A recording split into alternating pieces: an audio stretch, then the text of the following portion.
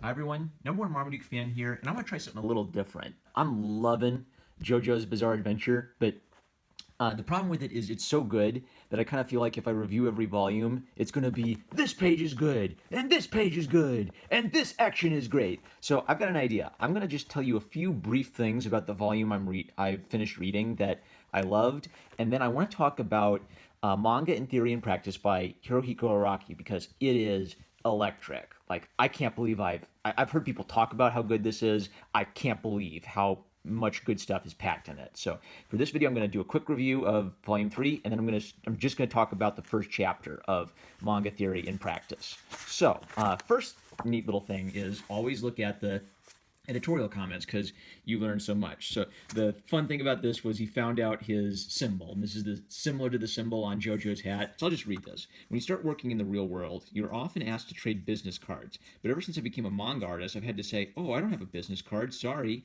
Well, I finally designed a business card with the mark you see above on it. Now, even if I'm overseas, people can figure out what profession I work in. The international sign of a manga artist, the big callus on the finger, Hirohiko Araki. So because I read this, I reread this right after reading the first chapter where he talks about the importance of the first page in the first panel. And what's interesting is you can see that in the start of each story arc, but you can also see that in each subchapter. So he treats every little subchapter and sub-story arc as a self-contained story. So again, he'll do something big on the first page, and I'll talk about this more when I talk about Manga in Theory and Practice, but he has lots of details to draw you in. He's interested in the who, what, where, when, and why of it, and having dialogue which suggests the characters. So even if presumably you would have been reading up to this point, right? Like it might be a little hard to hop in at this point, but if this was your hopping in point, then he would be hitting all of that. So what I like about this is you come down here and you see all of this detail and you're really interested in what's going on, but then you immediately pop up here to follow the characters. So your first impression is, wow, big, giant ship sinking into the ocean. Come up here to figure out who the characters are. You get a quick feel that Jotaro is kind of a tough guy. He's a bit of a jerk, but also kind of a heroic alpha male. You know there's a beautiful girl, and they've just gotten out of this dangerous situation. So you're getting information about their characters tightly condensed into their dialogue, which is something he specifically talks about in chapter 1. And then for his whole fight with this slime guy, I really love this, where JoJo says he has one strategy left, what? And he says, run away, and he gets the heck out of Dodge. I love that even though JoJo's a very tough character, and a lot of this is about him being cool and overcoming adversity, he has to actually overcome an adversity. He doesn't just win instantly. And so I really like the idea of running away being a key strategy in JoJo's arsenal. And of course, every fight was kind of like everyone was creepy cool. They had violent bad guys who did scary, evil things to murder people. They had some creepy power where it didn't just like the bad guys don't just show up and say I'm a bad guy. They like get in the good guys' heads a little bit or freak them out, and that's kind of like Hirohiko Araki bringing his interest in horror manga into an action story. It's a great blend up. I don't think I've ever seen anything quite like it, and you think that more people would just rip it off, but it's like no one's figured out, hey, I can just rip off JoJo's Bizarre Adventure. Yeah, like there's no mashup or blend up quite like it. And then it's not Advol, it's Abdul, who is a character I praised as like a really badass, really interesting, fun kind of character. You know, he's strategic. He's what he needs to be. He doesn't need to be like a complex Shakespearean character study. He's fun. He's smart. He's got a cool power. And so there's this really great exchange between Abdul and Polnareff about how Polnareff's being a jerk. And I guess I've been doing light spoilers, so spoiler-free review is please, please, please read JoJo's Bizarre Adventure. There's a reason it's such a meme. It's completely unique. And if the art is what off-puts you about it, then read Manga in Theory and Practice, and I think you will hear a passionate artist who's actually giving you real genuine advice that you got to hear. So with that you've been spoiler warned. All the spoilers are on the table. So when Advol gets in a fight and dies in this manga, it's really heart-wrenching.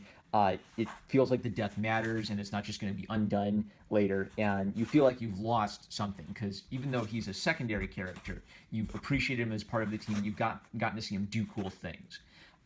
It's not always the main character JoJo who's always the star of every chapter. Sometimes Polnareff's the star, sometimes Advol is the star, sometimes the boy with the fancy schmancy hair is the star of a fight. But Every time that one of the team is a star and they overcome the bad guy and their unusual power in a creative way. So this is just great creative thinking for action adventure stories where it's not just who's the bigger who flexed their biceps the hardest. There's always a element of intelligence to every fight, and I think you should not miss this great manga. So with that, let's look at Manga in Theory and Practice.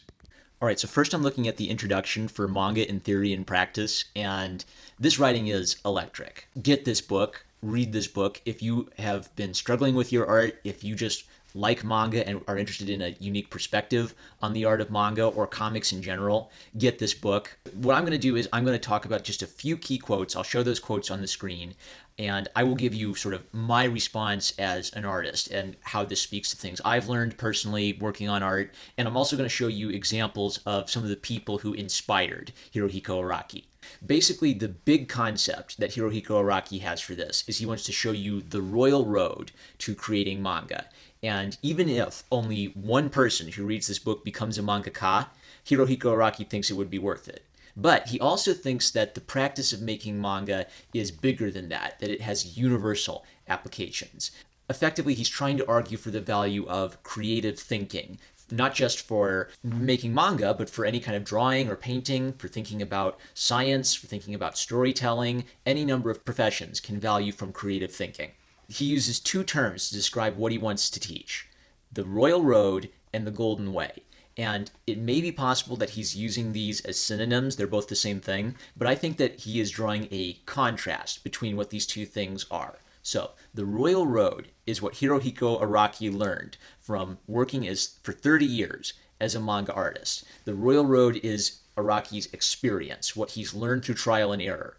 In contrast to that, the golden way is Araki's term for the power of manga storytelling in general. The progress of manga as an art form is what he would call it. So by learning the royal road, the techniques, the tips, the tricks, what Hirohiko Araki learned by making mistakes over his career, this can lead you to the path of the golden way, making powerful storytelling that lasts for generations.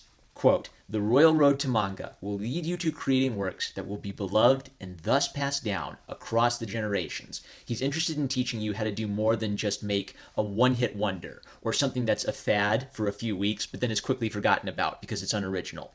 In the next section of the introduction, Araki talks about how following the royal road is like carrying a map while exploring a mountain. And what I love about this is that this is a really straightforward visual illustration of what's kind of a complicated, abstract idea in art. So basically his idea is learning the royal road, learning from experience about manga through trial and error, is like having a map on a mountainside. Maybe you are a really skilled mountaineer, you know how to go exploring yourself, you know how to survive on your own, you're familiar with the territory, so you don't necessarily need to be looking at the map every few seconds. But Araki's point is you want the map in case you get lost. You want the map even if you do want to explore some on your own so that you can find your way back. So what this is illustrating is the importance of the fundamentals of art, the principles of design, and the elements of art.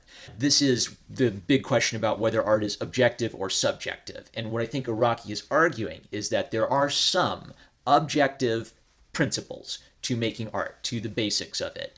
And while it's true that you can be unoriginal and you can just copy from someone in the past, the point of understanding these basics is it's supposed to get you back on track and get you looking at your own art in a critical way. So to use his illustration, an experienced artist is like an experienced mountain climber. They know where to go, they have an idea of how to take care of themselves, they get to explore parts of the mountain that maybe no one has ever explored before, and artistically they get to explore artistic ideas that no one's ever done quite that way. But the point of the map is just to keep you on the trail. It's to keep you from going off and getting lost and wandering alone and sad and angry and not knowing where you're going with your art practice. So what I love about this is that Araki is arguing for a balanced perspective on objective versus subjective aspects of art. He wants you to understand the objective rules of art so that you can learn when to break them, when to mix them up, when to go off in your own direction that no one's ever gone before, but to still respect what people have learned through the process of making art and making mistakes and learning from their mistakes. The other thing I learned about Araki through this is his interest in Western filmmaking as a source of inspiration. So he mentions the book Hitchcock Truffaut by New Wave director Francois Truffaut, which includes interviews with the master of suspense, Alfred Hitchcock. And if you ever look at Alfred Hitchcock's movies, he's a very visual thinker. He actually would draw pictures for his entire movie on paper before bringing that to film. So Araki's point is that, well, this is a book that's about filmmaking, right? But for Araki, because this is such a good source material for thinking creatively about visual storytelling, it's also a resource for mangaka. And so for him, Hitchcock Truffaut became his roadmap. When he was feeling lost and he was feeling confused, he would look to this book for ideas about what kind of a story he wanted to tell. Now, the importance of this is if you don't know what kind of story you don't want to tell, then you're lost. You do whatever your editor says you should do. He actually believes it's dangerous for a young mangaka to not have a clear goal in mind of the story they want to create. That means that they don't have any clear vision, they don't have an endpoint, and they're completely reliant on their editor to give them this guidance. And he wants young artists to avoid this pitfall. And now then he talks about JoJo's Bizarre Adventure, which I've been reading, I've been loving it, and it's really funny because he presents JoJo's Bizarre Adventure as sort of the pinnacle he wants people to strive for, which is a bold claim. It's really bold to point at your own art and say, this is a pinnacle, this is a masterpiece, you should look to this as an example. But one of the reasons I wanted to read this book so much is I could tell just by reading JoJo's Bizarre Adventure that this is a very unique artist. This is someone who draws like no one else, and you can hear how exuberant I was in my reviews of those first two volumes. So I think that it's not boasting if it's true. So the reason he can boast about JoJo's Bizarre Adventure being this excellent example is because of the uniqueness of JoJo's Bizarre Adventure. He had a clear vision in mind. It comes across so even, me through the language barrier, even I can appreciate the strange vision he had for this manga, the very unique vision he had for this manga. And what's really interesting is when you think about it, when this manga first started coming out, he was competing with legends in the industry. So he mentions Dragon Ball was in Shonen Jump, Fist of the North Star, Captain Tsubasa, Ultimate Muscle, and Knights of the Zodiac. So not only was he in a competitive market, he was in a competitive market at a time when really legendary, very competitive, very talented, very artistically driven people were also making manga, and they were fighting for this space. So something that comes across in Araki's writing is the manga industry is incredibly competitive. They don't care about hurt feelings. It's all about honest, direct criticism and will you sell? Are you doing something new? Are you doing something the readers will actually care about? And so Araki is trying to get you from the point of just wanting to make manga to the point where you're convinced you actually will make manga. And he describes this as a little bit like a magician revealing his tricks, but then closes by saying that because he loves manga, he sort of wants to give you his experience and his wisdom as a gift for the benefit of the industry. He is boasting. He is sort of like putting forward that his manga is what you should look at as an example of what you should strive for to make a compelling manga, a compelling comic, a compelling story that can last for generations. But the reason I think it's not just arrogant boasting, it's not just him blowing wind, is that he actually had an artistic vision, and he was able to convey that within JoJo's Bizarre Adventure. So he also doesn't hold himself as the only source of inspiration. Of course, he will pay homage to a lot of great writers, a lot of great artists, and I'll mention those as they come up. He's just, of course, going to look at his work critically to give you examples of the principles he wants to talk about. So even just in this little introduction, he's talked about some really big, really important ideas in art and explain them in a way that you could bring this into a class and explain it to a child. The map as an illustration for the importance of technique, practice, learning basic principles of art and design through trial and error, and a grander vision of the power of storytelling. And he encourages you to use multiple sources, not just comics, not just one genre of comics or one company of comics, but all kinds of comics and all kinds of source material to gather inspiration for the kind of story you want to tell and be able to have such a clear vision that you can overcome extreme difficulty and harsh criticism in a competitive environment. Now, maybe you don't want to be the most competitive, biggest selling comic book artist of all time, but I am convinced that Araki is someone who is knowledgeable enough of art history and of the visual arts in general that he clearly is a voice worth listening to on this topic because he's soaked himself in this his entire life. So electric. I will read this again and again. I would steal some of his ideas wholesale in order to teach art to young people. fantastic. I love manga in theory and practice, and I'm going to keep reviewing a chapter at a time. I've read a few chapters now, and they're so dense. There's so much good stuff packed into such tightly worded language that each little chapter gives you like a snippet or a good chunk of something to talk about. So next time I'll talk about Chapter 1 and JoJo's Bizarre Adventure Volume 4. With that, I'm number one Marmaduke fan. I love you guys. Thanks to the people who recommended this book to me in the comment section. Let me know about other great manga or other great books on art you'd like me to take a look at, and I will take a look at them. Like, comment, subscribe. Check out my Subscribe Star to support this channel. Use the link in the description below. If you sign up for Subscribe Star, it's better than Patreon. I'm number one Marmaduke fan. I love you guys, and I'll catch you later.